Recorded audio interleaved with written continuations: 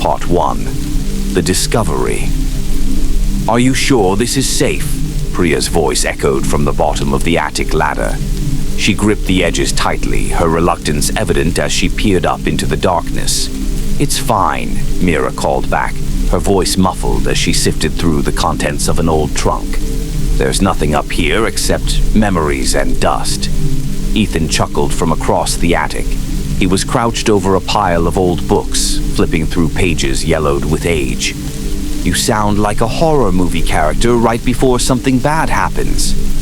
Priya rolled her eyes, but her unease was palpable. "I'm serious. This place feels wrong."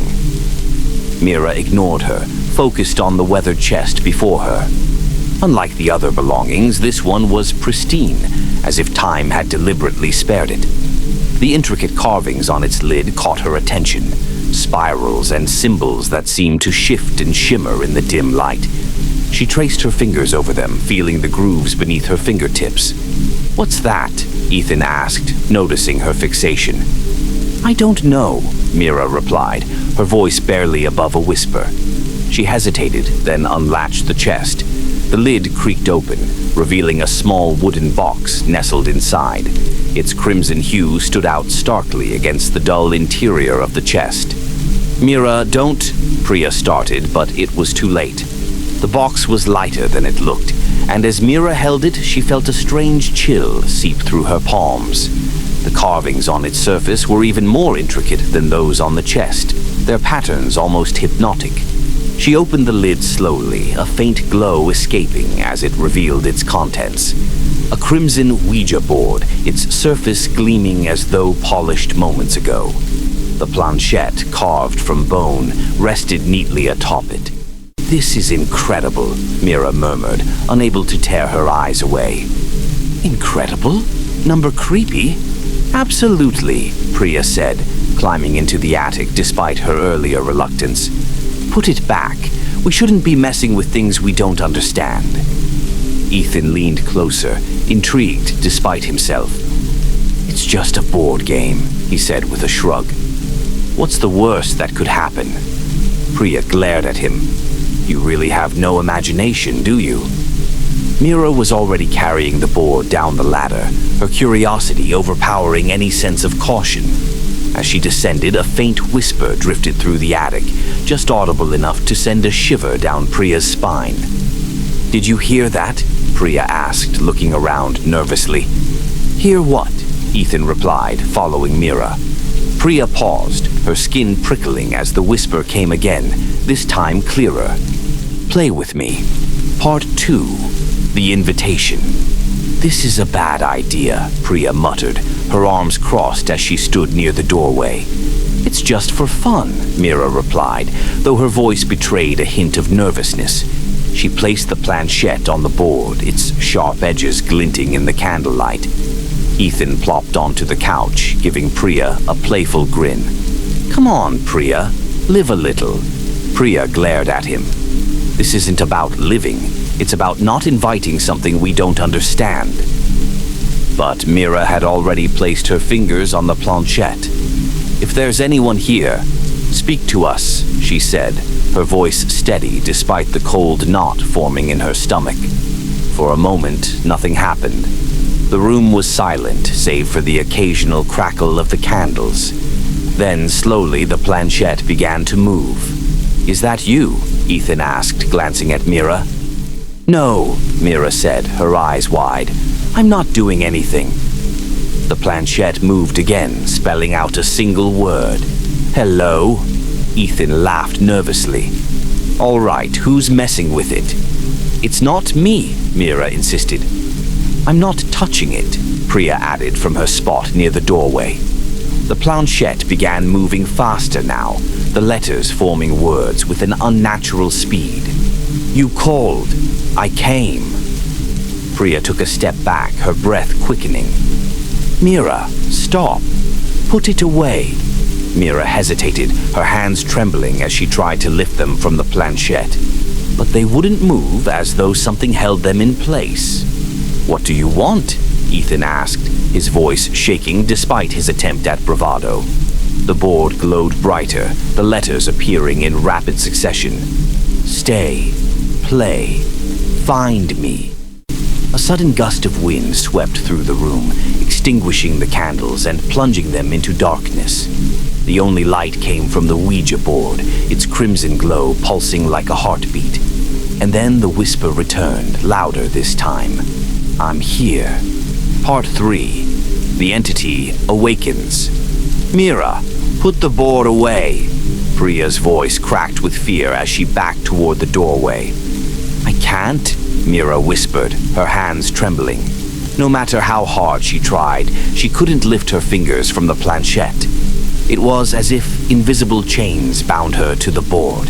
Ethan reached out to pull her away, but the moment his hand touched hers, a shock coursed through his body.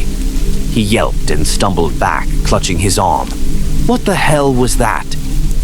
The board began to vibrate, its glow intensifying. The planchette moved again, faster this time, spelling out, I see you. The room suddenly grew colder. Their breaths fogged in the air as the temperature plummeted. The whisper transformed into a low growl, guttural and deep, reverberating through their chests. And then they saw it. At the far end of the room, where the darkness was thickest, a figure began to materialize. It was humanoid, but grotesque, its form shifting as if it were made of smoke and shadow. Its eyes glowed faintly red, piercing through the gloom. What is that? Priya stammered, her voice barely audible. The figure stepped forward, its movements jerky and unnatural. The growl deepened, turning into a distorted voice. You called me, and now you're mine. The lights flickered violently before going out completely. In the pitch black, the board's glow was blinding, illuminating the figure now standing mere feet from Mira. Mira, get away from it, Ethan shouted, but Mira couldn't move. The figure extended a long, claw-like hand toward her, and the board began to shake violently. The words it spelled became erratic, nonsensical, as if it were in a frenzy. Then one clear message appeared. Blood sacrifice. No, Priya screamed, rushing forward and grabbing Mira's shoulders. The moment she touched her, a deafening scream filled the room, not from any of them, but from the entity. The figure recoiled, its form flickering like a dying flame. Mira gasped as she was finally released, collapsing into Priya's arms. Ethan lunged forward, slamming the lid of the box shut over the board. The room fell silent. The oppressive cold lifted, and the shadows retreated. But the board's faint glow seeped through the cracks of the box, a sinister reminder that the entity wasn't gone. We need to destroy it, Priya said, her voice shaking. Ethan nodded. But how do you destroy something like this? Mira looked up, her face pale. I don't think we can. Part 4. The haunting begins. We should burn it, Priya said firmly, pacing back and forth. That thing is evil. We can't keep it here. Mira shook her head. You saw what happened last night. It's not just a board, it's alive somehow. I don't think fire will destroy it. Ethan sat on the couch, staring at the box. Maybe we should take it back to the attic and leave it there. And what happens when someone else finds it? Priya snapped. Number this ends with us. But as they argued, strange things began to happen. The television flickered on and off, showing static interspersed with brief flashes of the crimson board. The lights dimmed and brightened erratically, and the air grew heavy once more. It's already started, Mira whispered. What started? Priya asked, her voice rising in panic. The curse, Mira said, her eyes wide with fear. It's tied to us now. It won't stop until it gets what it wants. A loud crash echoed from the kitchen, and all three froze. Ethan grabbed a flashlight and cautiously moved toward the sound, with Mira and Priya close behind. In the kitchen, every cabinet door was open, and their contents were scattered across the floor. The refrigerator door hung ajar, its light flickering. On the wall, written in what looked like blood, were the words, "You can't hide." Priya gasped, clutching Mira's arm. "This is insane. We have to get out of here." Mira shook her head. "It doesn't matter where we go. It will follow us." As if in response, the whisper returned, louder than before. "Stay, play, obey." The house began to shake, the walls trembling as though under immense pressure. The box on the coffee table burst open, and the Ouija board floated into the air, its glow brighter than ever. The entity's voice filled the room, booming and distorted.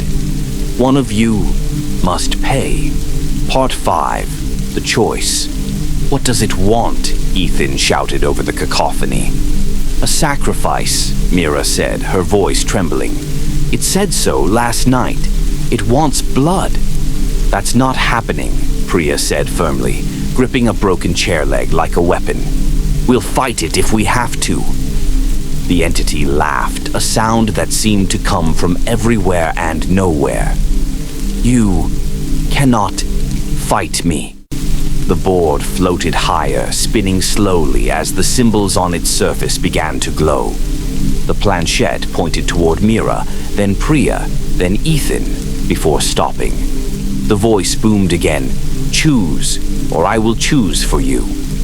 Ethan looked at Mira and Priya, his face pale. "What do we do?" Priya shook her head. "We don't play its game." "But if we don't," Mira started, her voice breaking. The walls began to crack, and the air filled with an ear-splitting roar. The entity wasn't bluffing. "Would you like me to continue? The story is just getting more intense." Part 6, the bargain. "We have to choose," Mira shouted, tears streaming down her face. "If we don't, it's going to kill all of us." "No," Priya yelled, grabbing Mira's shoulders. "This thing is feeding on our fear. If we give in, it wins. We can fight it." Ethan backed away, his gaze darting between his friends and the board. "And how do we fight something like that, Priya? Look around you. It's tearing the house apart." The entity's voice boomed once more, shaking the walls. "Choose or perish." The floor beneath their feet began to splinter, and a dark, gaping void opened in the center of the room. From within, skeletal hands clawed at the edges, their bony fingers scraping against the wood. "Fine," Mira screamed, stepping forward. "Take me. Just leave them alone." "Mira, no!" Priya tried to pull her back, but Mira shrugged her off. The entity's laughter echoed, filling the room with malice. "Noble, but futile." The void expanded, swallowing more of the floor. Ethan grabbed a chair, hurling it at the board. It shattered into splinters, but the board remained unscathed. The planchette moved again, spelling out, "No escape."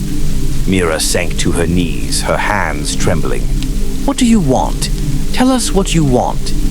The board stopped spinning, and the planchette settled on one word: life. Part 7, the ritual. "We can't let it win," Priya whispered, her voice barely audible. "If it takes one of us, it won't stop. It'll just find another victim." "Then what do we do?" Ethan asked, his voice shaking. Mira stared at the board, her mind racing. There has to be a way to break the curse. If it's tied to the board, maybe destroying it will work. "We already tried that," Priya said, glancing at the shattered chair. "Not physically," Mira replied. "What if we banish it?" Ethan frowned. "Like an exorcism." Priya shook her head. "We don't know how to do that. And even if we did, we don't have time." The entity's voice interrupted them, its tone mocking. "You think you can defeat me?" The planchette began to move again, faster this time, spelling out words in rapid succession. "No one escapes the curse." Mira clenched her fists. "We'll see about that." She grabbed one of the fallen candles and used its flame to ignite a torn piece of cloth. Fire didn't work before, but maybe it wasn't hot enough. "Ethan, grab some of the accelerant from the garage." Ethan hesitated. Are you sure about this? Just do it, Mira yelled. As Ethan ran to the garage, Priya stood by Mira, trembling but resolute. If this doesn't work, we don't have a choice, Mira said. Ethan returned moments later, a can of lighter fluid in hand. He doused the board, its crimson glow flickering as the liquid soaked into it. Mira dropped the burning cloth onto the board, and flames erupted, engulfing it in a fiery blaze. The entity's scream was deafening, a sound of pure rage and pain. The room shook violently, and the void began to close, pulling the skeletal hands and faces back into the darkness. But the board didn't burn. Through the flames, its glow remained, brighter and more menacing than ever. The entity's laughter returned, louder and more mocking than before. You cannot destroy me. Part 8, the final sacrifice. We can't win, Priya said, her voice breaking. It's too powerful. Mira shook her head, tears streaming down her face. There has to be a way. It's tied to us, right? Maybe if we break that connection. What are you saying? Ethan asked, his face pale. Mira took a deep breath, her gaze hardening. If it wants a life, it'll have to take mine, but on my terms. No, Priya grabbed her arm. There has to be another way. There isn't, Mira said firmly. It's me or all of us, and I won't let it hurt you. Before either of them could stop her, Mira stepped forward and placed her hands on the board. The glow intensified, and the entity's voice boomed. Yes, give yourself to me. Mira closed her eyes, her voice steady. You want my life? Take it, but you'll never touch them again. I bind you to me and me alone. The room erupted in chaos. The glow from the board enveloped Mira, and the entity's scream filled the air. The cracks in the walls sealed, the void disappeared, and the oppressive weight lifted. When the light faded, Mira was gone. The board lay on the floor, dark and lifeless, as if whatever power it held had vanished. Priya and Ethan stared at the empty spot where Mira had stood, their faces pale and grief-stricken.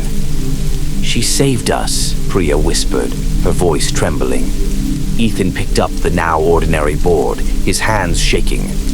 But at what cost? They burned the board that night, scattering its ashes far from the house. But the memory of Mira's sacrifice and the entity's curse would haunt them forever. Part 9. The final attempt. This might be it, Ethan said, his finger tracing the symbols. It looks like some kind of reversal ritual. Maybe it can undo what happened to Mira. Priya hesitated. What if it's a trap? What if this thing is trying to lure us back in? Ethan shook his head. I can't just leave her there, Priya. She sacrificed herself for us. We owe her this. After a moment of silence, Priya nodded reluctantly. Okay, but if something goes wrong, we stop immediately. Ethan gathered the materials the ritual seemed to require: salt, candles, and a mirror. They placed the Ouija board on the floor, in the center of a salt circle, lighting the candles around it. The mirror was positioned to reflect the board's surface. As Priya read the incantation aloud, the room grew colder, and the candles flickered wildly. The air seemed to vibrate, a low hum resonating in their ears. The mirror began to fog, and then a shadow appeared within it, a faint outline of Mira.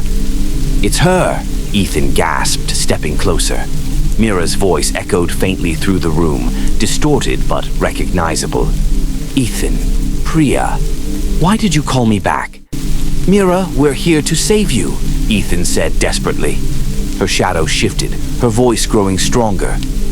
You don't understand. You've opened the door again. The room shook violently, the candles extinguishing all at once. The Ouija board began to glow, its crimson light returning with an intensity that made them shield their eyes. A deep, guttural laugh echoed through the room. The entity's voice returned, mocking and triumphant. Fools! You called me back. Part 10. The Eternal Curse. You played right into its hands, Mira's voice screamed, now overlapping with the entity's laughter. Ethan and Priya backed away from the mirror, but the entity's form began to emerge from the glass, its smoky, clawed hands reaching out. "Run!" Priya shouted, grabbing Ethan's arm, but the door slammed shut, trapping them inside. The Ouija board floated into the air, spinning as the entity's voice boomed. "Now! None of you leave!" Mira's voice broke through again, faint but determined. "There's still a way to stop it. Break the mirror. Now!" Ethan hesitated, looking at Mira's fading reflection. "But what about you?" "Do it!" she screamed. With trembling hands, Priya grabbed a chair and hurled it at the mirror. It shattered into 1,000 shards, each reflecting the entity's face for a brief moment before the light exploded outward. The entity let out an ear-splitting scream as its form began to dissolve. The Ouija board burst into flames, crumbling into ash as the room was consumed by a blinding white light. When the light faded, Ethan and Priya found themselves lying on the floor. The room was quiet, the air warm and still. The Ouija board and mirror were gone, leaving no trace of their existence. "Mira?" Ethan called out, his voice breaking. There was no response. Priya placed a hand on his shoulder, tears streaming down her face. "She's gone, Ethan. For good this time." They sat in silence, the weight of their loss sinking in. But as they stood to leave, Ethan noticed something on the floor, a single piece of the shattered mirror. In its reflection, for just a moment, he saw Mira's face. She smiled softly before disappearing. Ethan clutched the shard tightly, his resolve hardening. "She saved us again. We won't forget her." As they left the house, the first rays of dawn broke through the horizon. But deep in the woods, beneath the roots of an ancient tree, the ashes of the Ouija board began to stir, faintly glowing crimson once more. The curse was never truly gone. It had only been waiting